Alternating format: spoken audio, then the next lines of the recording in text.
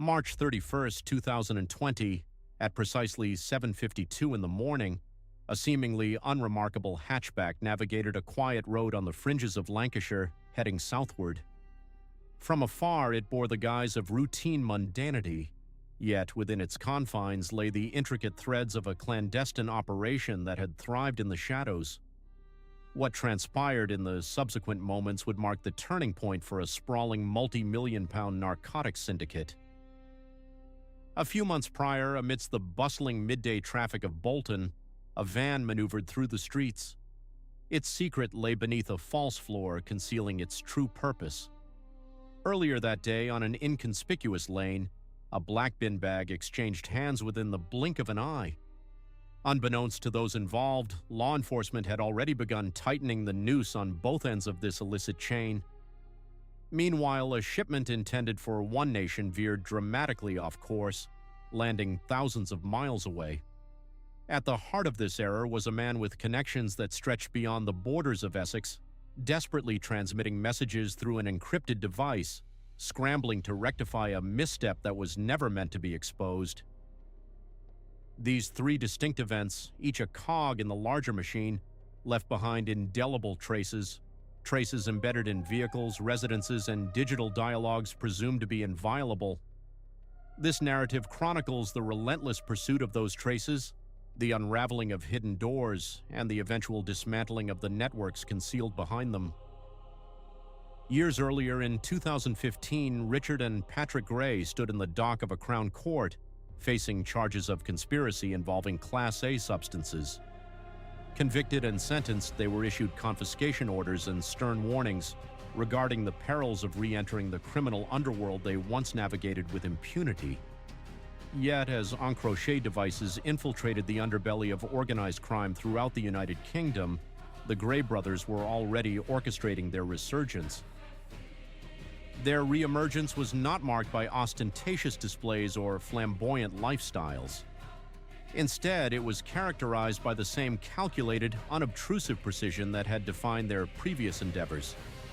Their network expanded quietly, leveraging trusted confidants who adhered to a code of silence, routine, and unwavering discipline. Richard, the elder sibling, was identified by investigators as the pivotal figure within this criminal enterprise. Patrick operated in tandem, overseeing logistical routes and coordinating the distribution of illicit packages. Supporting them was a cadre of associates integral to maintaining the network's momentum. Among them, Muhammad Ali emerged as a crucial intermediary, bridging the brothers' strategic directives with the operational reality on the ground. Alongside Ali, Lewis Court played a key role, his involvement integral to the regular transportation of goods, ensuring the seamless flow of the operation. This tale of subterfuge and clandestine maneuvering is not merely a chronicle of crime, but a reflection on the relentless human pursuit of power, the fragility of trust, and the inevitable consequences of choices made in the pursuit of forbidden paths. In the clandestine world of organized crime, where shadows dance with whispers of illicit trade, a complex web of individuals and roles emerges. Each participant, a cog in the intricate machinery, plays their part in a system designed to operate beneath the radar of law enforcement. In this hidden realm, a runner serves as the silent courier, ensuring the seamless transition of cocaine from one staging point to another, maintaining the flow of the drug across county lines. Among these figures, William White's name surfaces as a familiar thread woven into the fabric of the brothers' logistical operation that spans regions. Each member possesses a unique responsibility, yet all are united in their contribution to a system that, until recently, functioned with quiet precision. Sophie Plowman, another pivotal character in this tale, transforms her flat into a crucial storage hub with Upley, allowing her home to become a vault for cocaine. Her involvement extends beyond mere storage.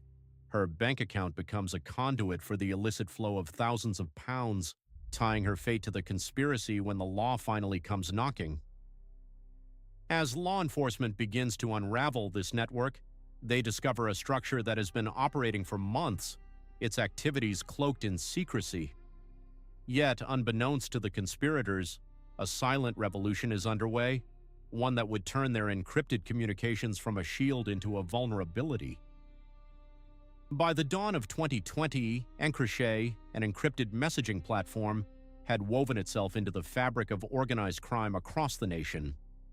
Richard Gray, operating under the alias Cheetah Soda, navigated this digital landscape, his pseudonym a mere cipher in a world that thrived on anonymity.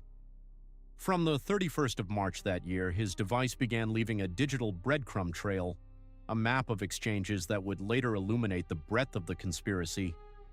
The messages, once considered impenetrable, revealed the lexicon of the operation to investigators, providing them with the keys to decode the criminal enterprise. Understanding the scale of this operation required more than just decryption. It demanded a translation of virtual exchanges into physical movements. From the spring of 2020 until May 2021, the Gray supply line moved with the predictability of clockwork between the Northwest and the Midlands. This routine, a tapestry of repetition, timing, and consistency, allowed law enforcement to discern the physical infrastructure behind the encrypted dialogue. Central to this clandestine choreography were the regular cocaine runs, each journey a vital link in the chain, sustaining stock levels and meeting regional demand. Vehicles, often laden with 1 to 2 kilograms of cocaine, traversed familiar routes, their journeys echoing the quantities recorded in the Lancashire communications. These were not isolated deliveries, but a continuous flow, a testament to the network's reach and ambition. The VW Golf emerged as a key player in these movements, its unremarkable appearance rendering it the perfect vessel for a quiet, methodical operation. It became a ghost on the highways, its presence noted only by those who watched with intent, its role in the conspiracy cemented through surveillance and searches. As investigators pieced together the fragments of this intricate puzzle, they uncovered a narrative of persistence and precision, a testament to the human capacity for both concealment and discovery. In the end, the encrypted confidence that had shielded the network became its undoing, a reminder that in the dance of shadows and light, truth has a way of emerging, casting its revealing glow upon even the darkest of secrets. The clandestine operations of the Gray brothers unfolded with an intricate choreography, each step meticulously orchestrated to sustain a seamless flow of illicit goods across vast distances. At the heart of this shadowy enterprise were the couriers, the unsung protagonists of this underground narrative. They were the lifeline of the operation, charged with the transport of packages, the exchange of currency, and the shifting of stock between covert stash points. Each courier played a pivotal role, an indispensable cog in the machine that kept the network alive and thriving. Their movements, whether brief errands or prolonged journeys, formed the pulse of the organization, a rhythm that persisted undisturbed amidst the mundane traffic of everyday life. Ali, a key figure, found himself frequently entwined in the collection and transfer of both drugs and money, a critical link in the chain. Meanwhile, each with their own distinct responsibilities, yet all integral to the pipeline's continuity. This unwavering consistency, the silent regularity of trips obscured within the ordinary ebb and flow of roadways, enabled the network to operate undetected for over a year. Yet the routes alone did not tell the full story. The true foundation of the operation lay in its physical locales, the houses, hideaways, and storage facilities that held the organization together. As investigators traced the movements of the Gray brothers, it became evident that these locations were more than mere coordinates on a map. They were the nerve centers of the operation, where drugs were stored, repackaged, or exchanged in preparation for the next courier's arrival. Each location was associated with a different name, a distinct role, and a specific rank within the conspiracy's hierarchy. One of the most pivotal sites was the farm near Farmore. From the outside, it appeared unremarkable, a rural haven detached from the bustle of urban life. Yet within its confines, investigators unearthed evidence that connected its tranquil facade to the sprawling network's activities. This farm was a critical storage point during the peak of the supply line's activity, a silent witness to the arrival of multi-kilo cocaine shipments originating from the Northwest. The cryptic EncroChat messages provided the instructions, but the farm offered the tangible proof of the operation's scale. Equally significant was the flattened body coat, strategically positioned closer to the exchange zones frequented by couriers. This location served as a temporary holding site, a way station where stock could be safely harbored between runs before continuing its journey. As the investigation progressed, connections between this flat and lower-tier operatives beneath the brothers became increasingly apparent. It was a testament to the structure's resilience, ensuring the continuity of deliveries even during pauses in the main supply line. The web extended further, with additional properties weaving the network into a cohesive whole. Residences linked to figures such as Lewis Court and William White not only placed these individuals within the conspiracy, but also highlighted the expansive reach of the operation. These addresses, seemingly innocuous, were in fact integral to the network's architecture, each contributing to the intricate tapestry of deception and distribution. In this labyrinthine world of covert operations, where each piece was essential to the whole, the Gray Brothers network thrived in the shadows. It was a testament to the power of precision and planning, a reminder of how the quiet machinations of a few can ripple through the fabric of society, unseen yet profoundly impactful. As the investigation peeled back the layers of this complex web, it became clear that beneath the surface of ordinary life lay a world of extraordinary orchestration, a network held together by the silent, steadfast commitment of its many moving parts. The gravity of the crimes committed and the extensive network Richard Gray orchestrated. This operation was not merely a collection of isolated incidents, but a sophisticated and well-oiled mechanism of drug trafficking, money laundering, and criminal enterprise that spanned across regions. It was a web intricately woven through trust, coercion, and the silent power of a clandestine empire. The narrative of this criminal syndicate began long before the fateful day of arrests.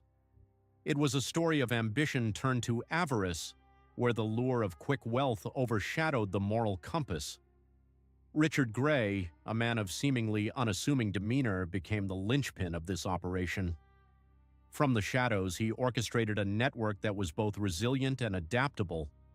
His ability to remain elusive was a testament to his cunning, yet it was also his downfall, as it drew the attention of law enforcement agencies who began to unravel the threads of his empire. The investigation itself was a masterpiece of coordination and persistence. It required a delicate balance of patience and precision as officers meticulously gathered intelligence over months. They mapped out the intricate OD through the veins of this criminal body. Surveillance became an art form, with officers blending into the background of everyday life, capturing the seemingly mundane interactions that, when pieced together, revealed a tapestry of criminal intent. The enforcement stage was executed with military precision. It was a synchronized dance of strategic maneuvers, where timing was of the essence.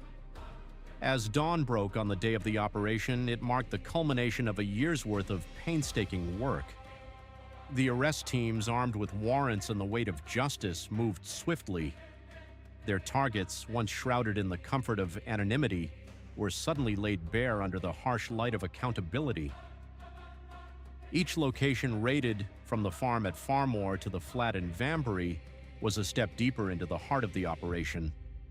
It was here that the tangible evidence of their crimes lay hidden: cocaine stashed beneath cabinets, cash laundered through seemingly innocuous bank accounts, and equipment designed for the sole purpose of perpetuating this illegal trade. The discovery of these items was a testament to the meticulous planning and execution of the operation by law enforcement, who left no stone unturned and no corner unexamined. In the courtroom, the evidence painted a vivid picture of a criminal enterprise that had thrived on secrecy and deception. The prosecutors presented their case with a clarity that left little doubt about the culpability of those involved.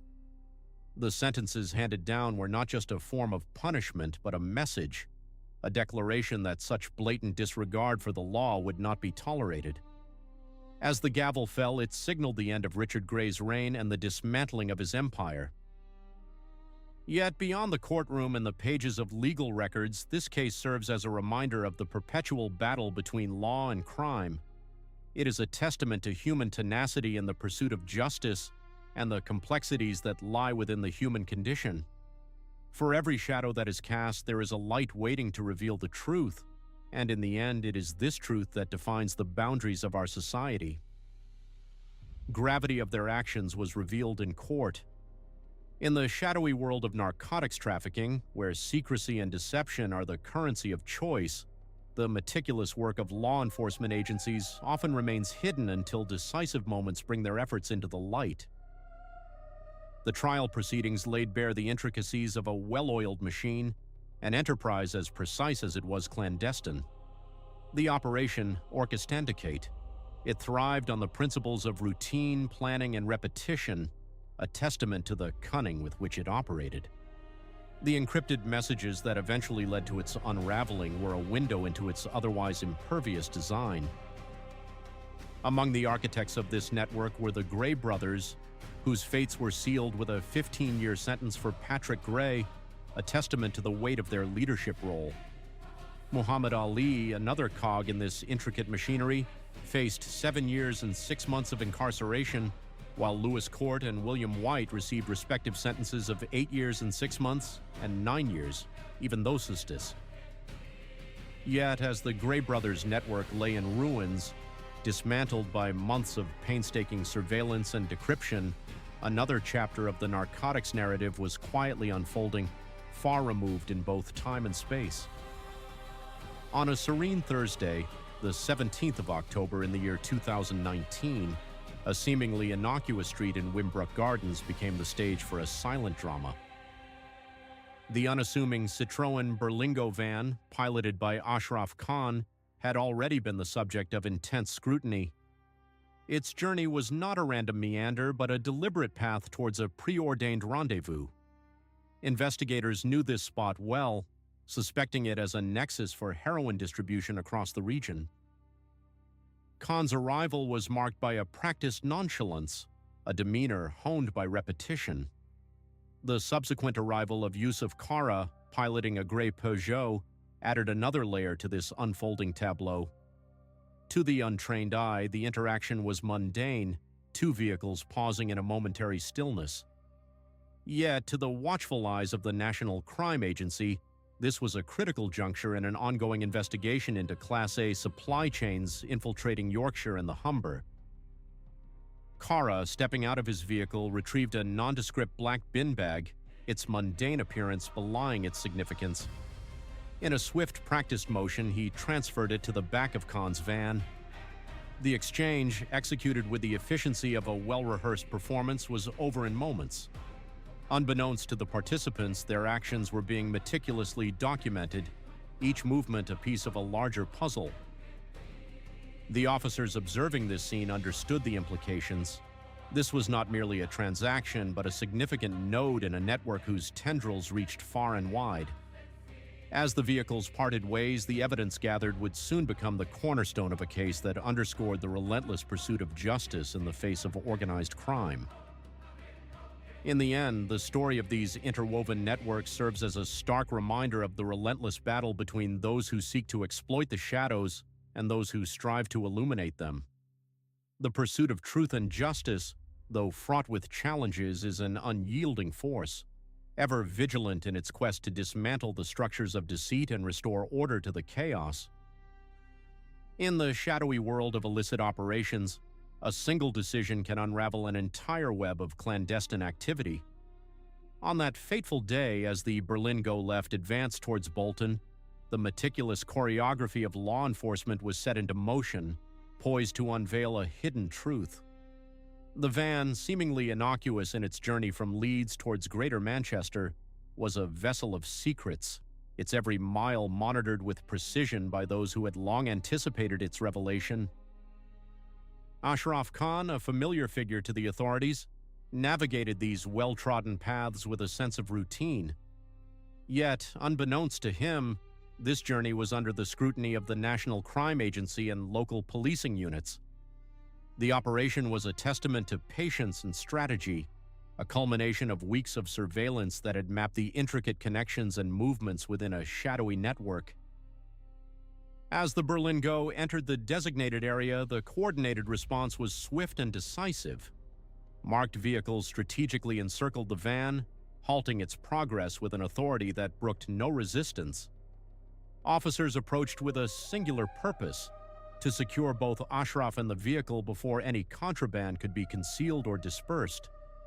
For Ashraf, this was an inevitable moment, his past transgressions, a conviction for possession with intent to supply Class A drugs, casting a long shadow over his present. This was no arbitrary interception. It was a meticulously orchestrated operation, born of intelligence that had traced the tendrils of a distribution chain across communities. The arrest of Ashraf was a pivotal moment, yet the true revelation lay within the van itself. At first glance, the vehicle's interior bore no signs of its illicit cargo, but to the trained eyes of investigators, the van's construction told a different story.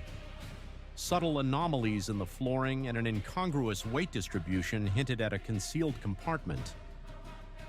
The officers' suspicions were confirmed when they uncovered a false floor, meticulously crafted to hide its contents. Beneath it lay a substantial cache of cash, meticulously bundled and concealed, amounting to an estimated 100,000 to 130,000 pounds.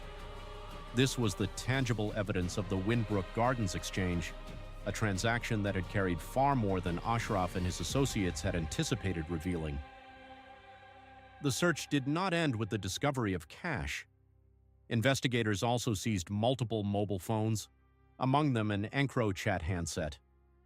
This device, a common tool among organized crime syndicates of the time, was emblematic of the sophisticated communication methods employed by such networks.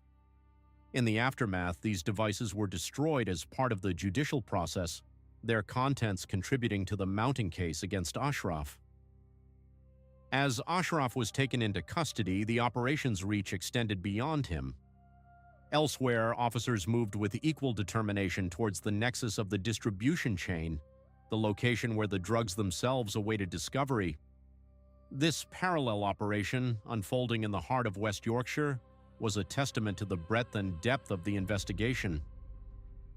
On that same day, the pursuit led to Cara, another key player within this intricate network. As she navigated the roads of Bradford, her movements were tracked, her destination known to those who sought to dismantle the operation. This was the second act in a drama that spanned regions, one that underscored the relentless pursuit of justice. In the end, the events of that day were more than an enforcement action. They were a reflection of the delicate balance between secrecy and exposure, between the hidden and the revealed. In the unfolding of these operations, the veil was lifted on a world where every action was calculated, every movement scrutinized, and where the truth, once uncovered, resonated with the profound impact of its revelation. Such is the nature of the pursuit of justice, a relentless journey towards the light in a world that thrives in the shadows. A path well-trodden, yet one that had long been under the watchful gaze of diligent investigators. This time, however, the movements of the individual under surveillance did not escape unnoticed. The National Crime Agency, with the steadfast support of the West Yorkshire Police, orchestrated a decisive operation, their mission to preemptively thwart any attempt to destroy, relocate, or obfuscate crucial evidence. As the net closed around him, Cara found himself ensnared in the coordinated efforts of law enforcement. With his arrest, the investigative focus pivoted sharply to his residence on Glendale Avenue in Lidget Green. This location, Alar. The search warrant was executed with precision and urgency. Officers breached the premises, steeling themselves for what they might find, yet the magnitude of the discovery was staggering, even to seasoned investigators. Within the confines of this seemingly innocuous home, they uncovered a veritable trove of evidence. Bags and a suitcase lay in wait, each meticulously packed with uniform parcels. Upon inspection, the grim revelation was laid bare: 56 individual packages, each encasing 1 kilogram of heroin. The arrangement of these packages told a story of continuous distribution, not mere possession. The purity of the heroin was withheld from public discourse, yet its estimated street value was appraised at between £2.5 million and £3 million. For those piecing together the puzzle, this cash was not just a testament to quantity, but an affirmation of the sprawling network they had been painstakingly mapping. A supply chain adept at moving substantial loads, all while maintaining an air of invisibility within residential settings. Photographs captured during the search, later disseminated by the National Crime Agency, depicted the packages methodically stacked, a visual testament to the enormity of the operation. With the tactical phase concluded and both Kara and his accomplice in custody, the proceedings transitioned into the realm of legality. Charges were swiftly levied. Kara faced grave accusations: conspiracy to supply Class A drugs and money laundering, offenses intrinsically linked to the 56 kilograms of heroin. Meanwhile, Ashraf Khan was indicted on charges of money laundering. As the case unfolded in Leeds Crown Court, prosecutors laid bare a meticulous account not only of the seized contraband but also of the financial gains each defendant purportedly amassed through their criminal endeavors. Under the auspices of the Proceeds of Crime Act, these financial assessments play a pivotal role, ensuring that ill-gotten gains cannot be retained, irrespective of what remains at the time of apprehension. For Kara, the financial ramifications were stark. Over the span of his criminal enterprise, the court determined that his ill-gotten gains amounted to £1.09 million. Yet, as investigators delved into his assets, they unearthed a tale of financial concealment and complexity, emblematic of the broader challenge in dismantling such clandestine operations. In the end, the pursuit of justice extends beyond the confines of the courtroom, as society grapples with the enduring impact of such illicit activities, a reminder of the tenacity required to uphold the rule of law. The assets available for recovery were significantly lower than anticipated. The total recoverable assets amounted to £136,907, encompassing cash, vehicles, and designer goods. Consequently, the confiscation order issued by the judge precisely matched this sum. As part of the court's decision, Kara was compelled to surrender 2 vehicles, a Ford Focus and a Peugeot 207, both implicated in the illicit transportation of drugs and money within the network. The judge unequivocally stated that failure to pay the confiscation amount within the prescribed time frame could result in an additional prison term of up to 16 months. This serves as a stark reminder that Proceeds of Crime Act (PACA) orders retain their enforceability even after the completion of a custodial sentence.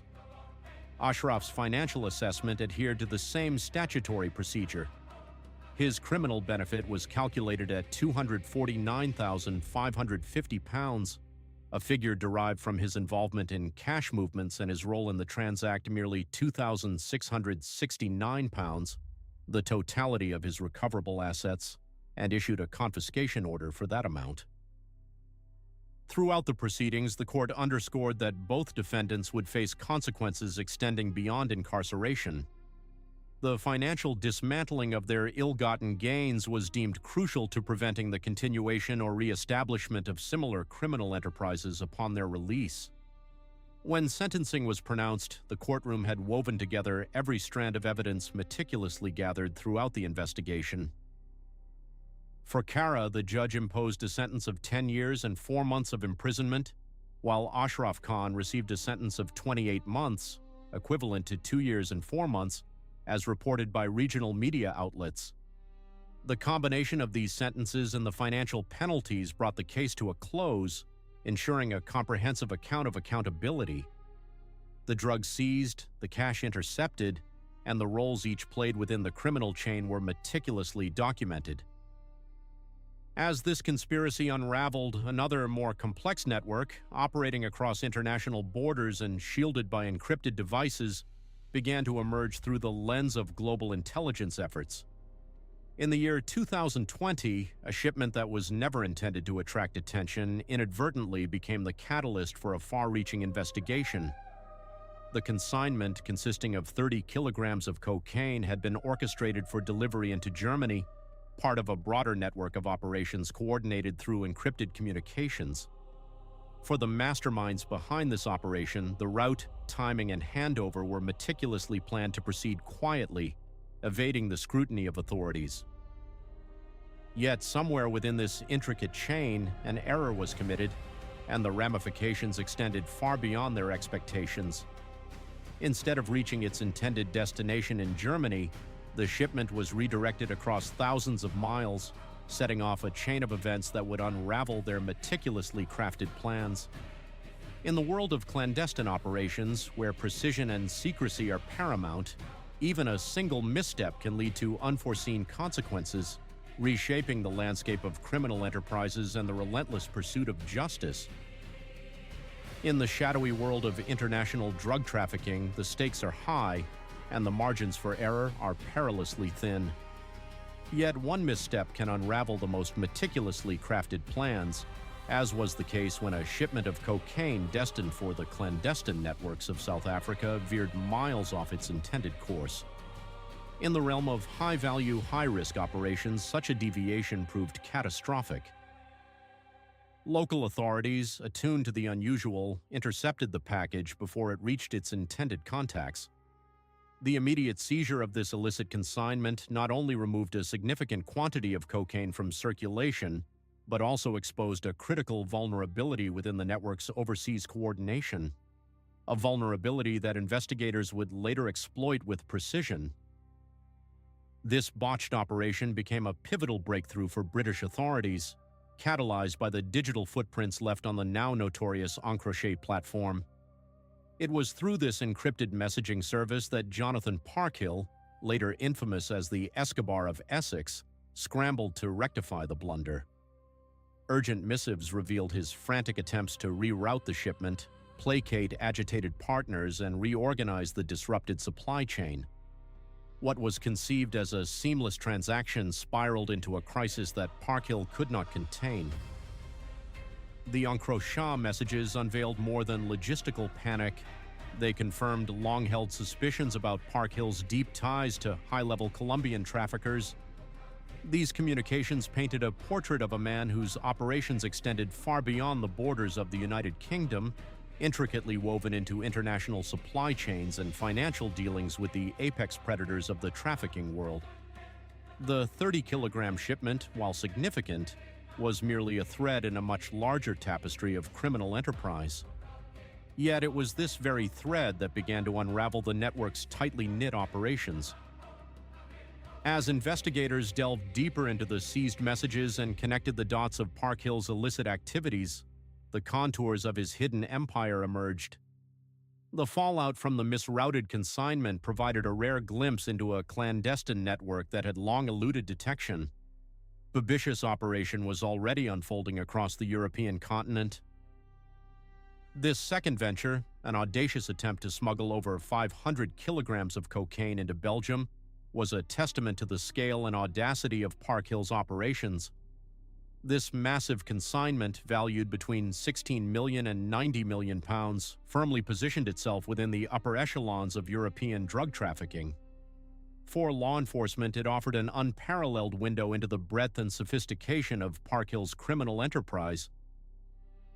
The plan, meticulously reconstructed from Lancashire exchanges and later detailed in court, hinged on the successful importation of this high-value shipment. Kevin Hanley, Parkhill's trusted associate and long-standing confidant, was tasked with overseeing the operation on the ground in Belgium. Court records would later depict Hanley as Parkhill's eyes in Antwerp, a critical node in the sprawling network that spanned continents. Through these operations, the full extent of Parkhill's empire began to crystallize. His was a world where the boundaries of legality were not just blurred, but obliterated, where alliances were forged in shadow and fortunes amassed in secrecy. Yet, as the web of deceit unraveled, it became apparent that the very systems designed to protect such an empire were also its Achilles heel. In the end, the story of Jonathan Parkhill serves as a poignant reminder of the delicate balance between ambition and downfall. It underscores the inexorable truth that in the shadowy corridors of power and crime, the seeds of destruction are often sown in the same soil as the seeds of success. In the shadowy world of international drug trafficking, where clandestine operations intertwine with the intricate web of organized crime, the stakes are as high as the risks. Within this perilous realm, one man held a pivotal role, responsible for overseeing the arrival of shipments, maintaining crucial local connections, and deftly managing any complications that might arise during the transfer. His position was not only central to the success of these illicit endeavors, but also placed him perilously in the line of fire when the meticulously laid plans faltered.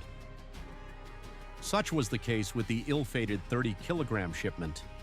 Details of its failure remain shrouded in secrecy, never fully revealed to the public. Yet, sentencing reports and myriad news outlets tell a tale of complete collapse. The shipment never reached its intended destination, and the anticipated financial returns to the Colombian syndicates dissipated into thin air.